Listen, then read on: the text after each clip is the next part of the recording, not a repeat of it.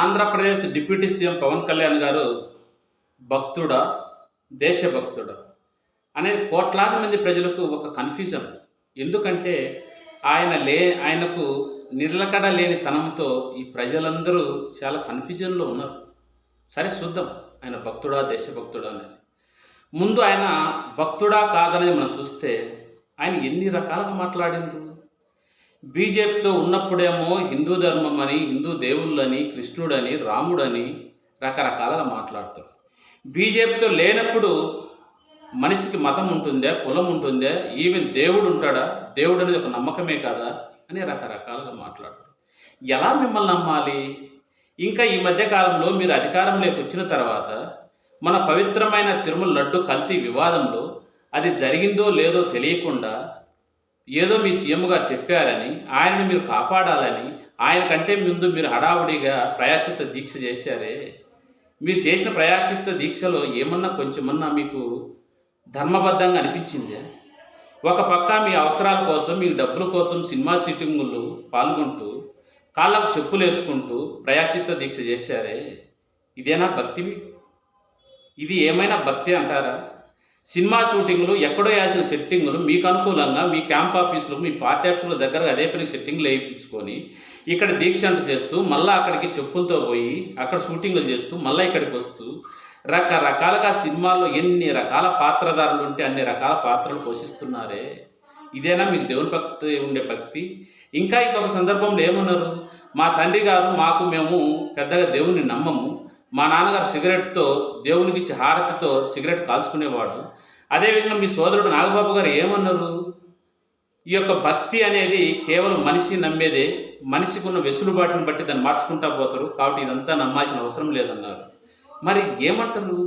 అదే మీరు ప్రకాష్ రాజ్ గారిని ఉద్దేశించి ఏం మాట్లాడారు? అసలు ప్రకాష్ రాజ్ గారు ఏమన్నారు? పాపం ఆయన కోట్లాది మంది భక్తుల యొక్క మనోభావాలకు సంబంధించిన ఒక విషయాన్ని నిజమో కాకుండా తెలియకుండా మీరు రాజకీయాలకు లాగకూడదు, ఇది మంచిది కాదని ఆయన ఒక ట్వీట్ చేయడం జరిగింది. దాన్ని మీరు కోట్ చేస్తే ఏమన్నారు? ప్రకాష్ రాజ్ గారు నా హిందూ ధర్మాన్ని, నా హైందవ ధర్మాన్ని, నా సనాతన ధర్మాన్ని మీరు అనే హక్కు మీకు ఎక్కడుంది అంటున్నారు. ఆయన అన్నదాన్ని మీరు పూర్తిగా అర్థం చేసుకున్నారా?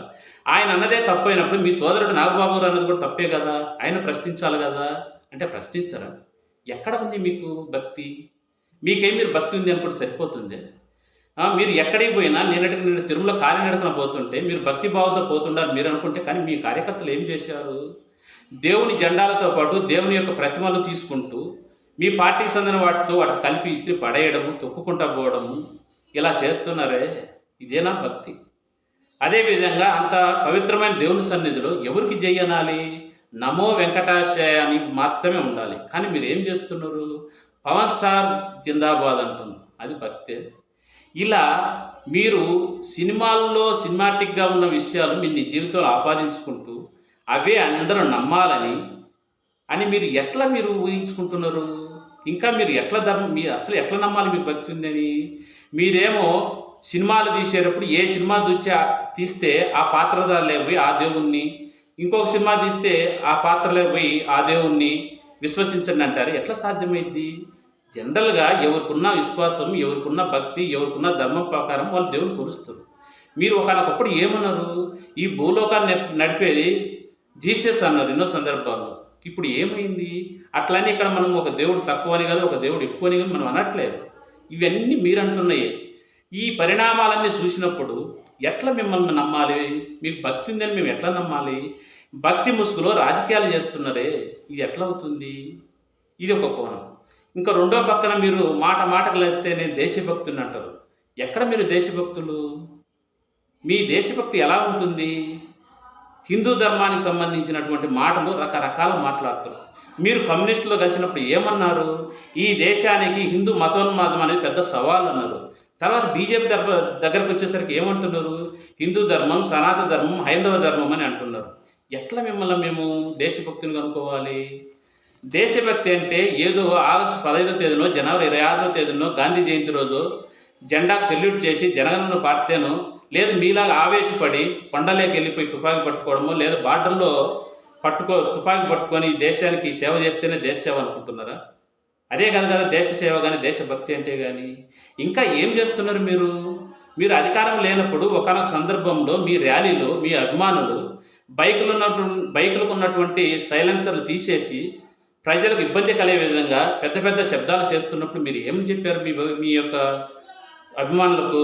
యువత కామనే ఇలాంటివన్నీ చేస్తారు కాబట్టి పోలీసులు ఎన్ని పట్టించుకోకూడదన్నారే. అంటే పబ్లిక్లో ప్రజాస్వామ్యంలో ప్రజల యొక్క జీవన విధానానికి ఆటంకం కలిగించే విధంగా మీ యొక్క అభిమానులు నడుచుకుంటే దాన్ని సమర్థించడం దేశభక్తి అంటారా? దేశభక్తి అంటే దేశం పట్ల మనకున్నటువంటి అభిమానాన్ని స్టేజ్ల మీద ప్రదర్శించడమే కాదు సార్, మన చేతులు కూడా చూపించాలి. చేతులు చూపిస్తేనే దేశభక్తి అంటారు. ఇలా మీరు పలు సందర్భాల్లో పలు రకాలుగా మాట్లాడుతున్నారే, ఎట్లా మిమ్మల్ని దేశభక్తి అనుకోవాలి? మీరు అధికారంలో ఉన్నప్పుడు ఒక రకమైన దేశభక్తి, మీకు అధికారం లేనప్పుడు ఒక రకమైన దేశభక్తి. అసలు దేశభక్తి అంటే ఏమనుకున్నారు మీరు? ప్రజాస్వామ్యంలో అందరికీ సమానమైన హక్కులు, సమానమైన మాట్లాడే విధంగా ఉండే విధంగా సమాన స్వేచ్ఛ అన్నీ సమానంగా ఉంటే దేశభక్తి ఉన్నట్టు.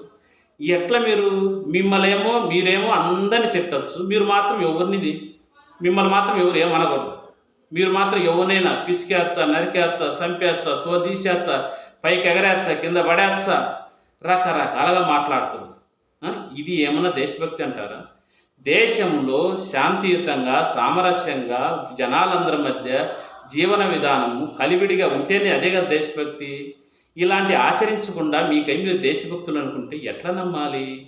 నాకు తెలిసిన మేర మీరు ఎందుకు కన్ఫ్యూజన్లో ఉన్నారో, లేదంటే ఇంకా సినిమాటిక్గా ఊహించుకుంటున్నారో, మీరైతే నిజంగా మీకు భక్తి లేదు, నిజంగా దేశభక్తి లేదు. ఎందుకంటే మీరు ప్రవర్తించే తీరు అలాగే ఉంటుంది. ఓకే ఫ్రెండ్స్, మన ఛానల్ చూస్తున్న అందరూ ఈ పవన్ కళ్యాణ్ గారు భక్తుడు, దేశభక్తుడు మీరే ఆలోచించి ఆయన భక్తుడైనా దేశభక్తుడైనా ఇంకొకటైనా కూడా కామెంట్ రూపం తెలియజేయండి. అదేవిధంగా వీళ్ళు ఎన్ని వేషాలు వేసినా, ఎన్ని మాటలు మాట్లాడినా ఈ 4 సంవత్సరాలు లేదా 5 సంవత్సరాల కాలం పాటు ప్రతిపక్షంగా ప్రజాపక్షంగా మన గొంతుకు వినిపిస్తూనే ఉంటాం. ఎవరికి భయపడే అవసరమే లేదు. అందరికి సమానమైన హక్కులు ఉంటాయి ప్రజాస్వామ్యంలో. కాబట్టి అందరికీ ధైర్యంగా ఉండి ఎక్కడ సమస్యలు వచ్చినా స్పందించి ఈ ప్రజాస్వామ్యం విలువలు కాపాడాలన్నదే మన యొక్క ఉద్దేశం.